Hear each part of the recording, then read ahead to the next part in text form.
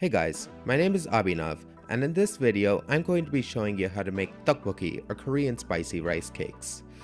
To make this recipe you're going to need tteok, obviously. These are cylindrical rice cakes. You can really use any shape you want, but I like the cylindrical ones best. You can get these at an Asian market. Then you're going to need gochugaru. These are Korean chili flakes, and you can get these at an Asian market or online. I know they sell them on Amazon. Then you're going to need 2 scallions or green onions, whatever you want to call them. They're the same thing anyway. Then you'll need half a regular onion. And then grab a clove of garlic. Then you're going to need some gochujang. This is Korean fermented chili paste, and again you can get this at an Asian market or online. Then I'm going to be bad today and add some ramen to this to kind of make it junk food, because I think it tastes good. And lastly, to add sweetness to the dish, you're going to need some granulated sugar. Let's get started.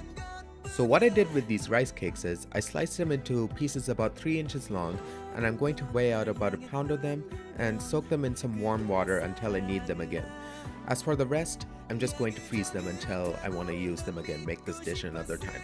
Next, I took my 2 green onions, scallions, whatever, and I sliced them into pieces about an inch long diagonally. Then I took my onion and chopped it into slices. I decided later that I wanted to add some cabbage, so I'm going to take about 4 ounces of cabbage and chop it up. After I was done with that, I took my clove of garlic, peeled it, and then minced it. Now there's one important ingredient that I forgot to mention at the beginning. You're going to need some dried kelp. This is called dashima in Korean or kombu in Japanese, and you're going to need a square about 4 by 6 inches large. Now take 4 cups of water and put it on your stove over high heat, and then drop in the dried kombu or dashima or dried kelp, whatever you want to call it. Now my family is vegetarian, so I'm forced to use only the kombu, but if you want, you can also toss in some dried anchovies to make the stock even more flavorful. Okay, after about 15 minutes when this thing began to boil, I took out the kombu and then added in 3 tablespoons of gochujang mixed with 2 tablespoons of sugar. And I mixed it around with the stock to dissolve all the gochujang and sugar in there completely. After I had done that, I took all the vegetables I had cut earlier and pushed them into the pan.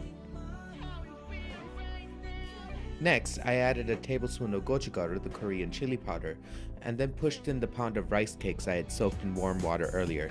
Make sure to drain them first before you add them.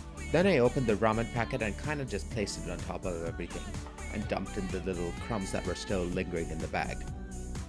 Then I decided to give everything a good stir to make sure everything was evenly distributed throughout the pot. After a while, you should feel that the sauce is starting to thicken and the rice cakes are achieving a consistency similar to that of mozzarella cheese. When this happens, turn off the heat. Now at this point, what I like to do is add maybe about a tablespoon of sesame oil, and then when I've done that, I like to mix it around just to incorporate the oil and distribute it evenly. Just think of cooking as communism. Every time you add a new ingredient to a dish, it always gets evenly distributed throughout it. That must be why North Koreans are such good cooks, because they know the laws of communism very well. Just kidding. Now what I've done that, what I like to do for a finishing touch is I like to add a sprinkling of sesame seeds all over the top. And just like that, you're done. Serve it at your next family gathering. I'm sure it'll be a crowd pleaser. Oh, and if you try this, be sure to tell me how it goes, and if you liked it. Thanks for watching everyone, and I'll see you in the next video.